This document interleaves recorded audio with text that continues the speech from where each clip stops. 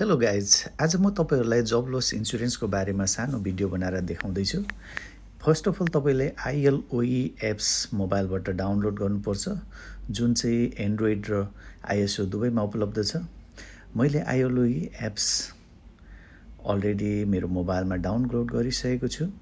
अब भने म यसलाई ओपन गर्छु। ओपन गरिसकेपछि यहाँनेरि चाहिँ एक्चुअली मैले अलरेडी रजिस्टर गरेको हुनाले एप्स खुल्यो हैन।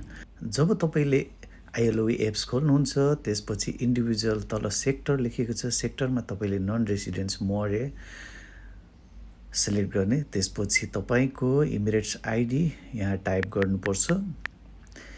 इमिरेट्स आईडी टाइप गरिसकेपछि भने तपाईले तल मोबाइल नम्बर लेखेको ठाउँमा मोबाइल नम्बर टाइप गरेर ओटिपी रिक्वेस्ट गर्नुपर्ने हुन्छ।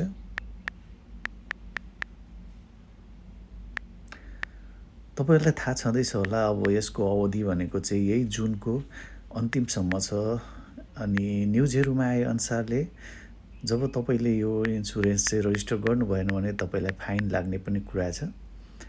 अहिले भने मैले मोबाइल नम्बर अलरेडी हालेर ओटिपी रिक्वेस्ट गरिसके भने मेरो ओटिपी आइ पनि सकेको छ। अब ओटिपी यहाँ लगाइसकेपछि यसलाई सबमिट गर्ने। सबमिट गरेपछि यहाँनेरि तपाईको फाइल खुल्छ। एक्चुअली मैले चाहिँ यहाँनेरि अलरेडी रजिस्टर गरेको हुनाले यो सबै कुरा र पेमेन्ट गरिसकेको हुनाले आइसकेको छ।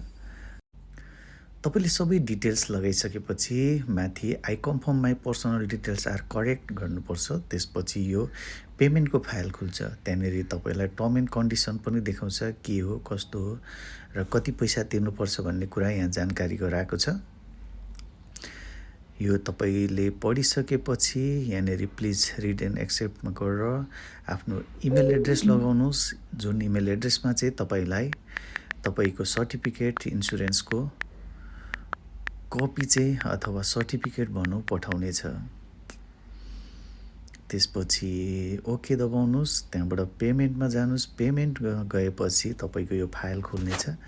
तपाई स्यामसङ पे युज गर्नुहुन्छ भने स्यामसङ पेबाट पनि पेमेन्ट गर्न सक्नुहुन्छ, नत्र भने master card, visa card, MX भनेर त्यहाँ लेखिएको छ, कुनै पनि यो गरेर पेमेन्ट गर्न सक्नुहुन्छ। जसको लागि तपाईले कार्ड नम्बर टाइप गर्नुपर्ने हुन्छ।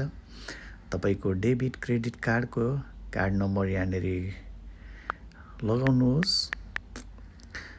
अब कार्ड नम्बर पेमेन्ट लगाइसकेपछि एक्सपायरी मन्थ चुज गर्नुपर्ने हुन्छ। एक्सपायरी मन्थ पछि एक्सपायरी इयर चुज गर्नुपर्ने हुन्छ। मैले भने सबै कुरा यहाँनेरि अलरेडी टाइप गरेर पहिले नै पेमेन्ट गरेको हुनाले तपाईहरुलाई मात्र मैले चाहिँ जानकारी गराइरहेको छु, बताइरहेको छु के कसरी गर्ने भनेर। म यहाँनेरि कार्ड टाइप गरिरहेको तपाईलाई देखिरहनु भएको छ होला। कार्ड टाइप गरिसकेपछि तपाईले आफ्नो एक्सपायरी डेटको मन्थ चुज गर्नुहोस्। त्यहाँबाट इयर चुज गर्नुहोस्। त्यहाँबाट भ्यालिडेसन कोड भन्छ CVV, जुन चाहिँ तपाईहरुको म्याक्सिमम कार्डको पछाडी हुन्छ 3 डिजिटको। त्यो 3 डिजिटको कोड भ्यालिडेसन कोड लगाइसकेपछि भने तपाईले पेमा दबाउनुहोस्।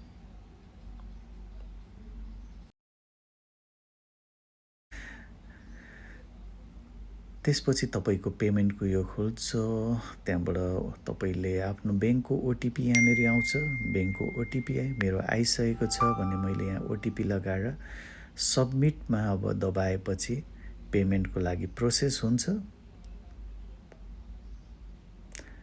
सक्सेसफुल्ली पेमेन्ट भइसक्यो। अब सक्सेसफुल्ली पेमेन्ट भइसकेपछि यहाँनेरि यस्तो कलरको तपाईलाई आउँछ। त्यहाँनेरि चाहिँ सबै कुराहरु लेखिएको हुन्छ। त्यहाँबाट होम बटनमा दबाउनुहोस्, जुन तल देखिएको छ। मैले भने स्क्रिनशट गरेर आफ्नो रेकर्डको लागि त्यो राखेको छु, तपाई पनि गर्न सक्नुहुन्छ। मेरो 63 दिरहम अलरेडी डिडक्ट गरिसकेको छ। होममा गएपछि यहाँनेरि तपाई देख्नुहुन्छ you have fully paid the policy premium भनेर। अब भने मेरो चाहिँ रजिस्टर भइसकेको छ। तल लेखेको छ भ्यू स्टेटमेन्ट, जहाँबाट स्टेटमेन्ट तपाईले आफ्नो पेमेन्ट गरेको कुराहरु हेर्न सक्नुहुन्छ। ब्याकमा फेरि क्लिक गरेर तपाई होममा आउन सक्नुहुन्छ।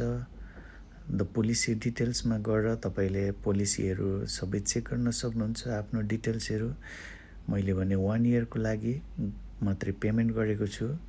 ओकेमा दबाउनुहोस्।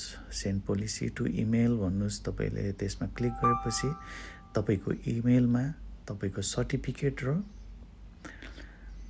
टर्म एन्ड कन्डिसनको पोलिसीहरू आउँछ। यसरी तपाईँले आइएलओईमा आफ्नो जब लस इन्सुरेन्स गर्न सक्नुहुन्छ। यसको अवधि चाहिँ अब यही जुन 30 आइदर 31 कतिसम्म छ त्यहाँसम्म मात्रै छ। मेरो इमेलमा सर्टिफिकेट आइसकेको हुनाले यहाँनिर हेर्न सक्नुहुन्छ। Welcome, thank you for buying ILOE insurance from the insurance pool led by Dubai insurance भनेको छ। त्यहाँनिर चाहिँ सबै कुराहरू लेखेको छ, तपाईँ बिस्तारै पढ्न सक्नुहुन्छ।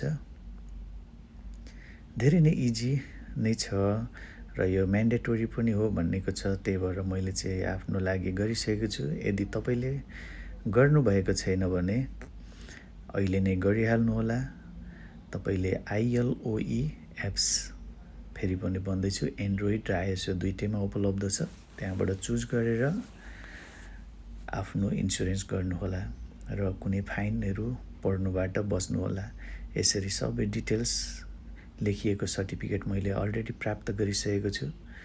ल तपाईँले पनि गर्नुहोला अनि फाइनबाट बस्नुहोला।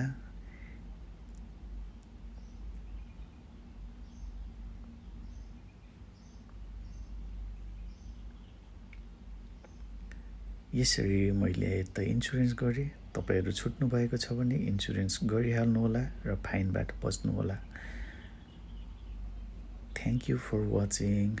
होप तपाईँहरूलाई यो काम लाग्नेछ। धन्यवाद।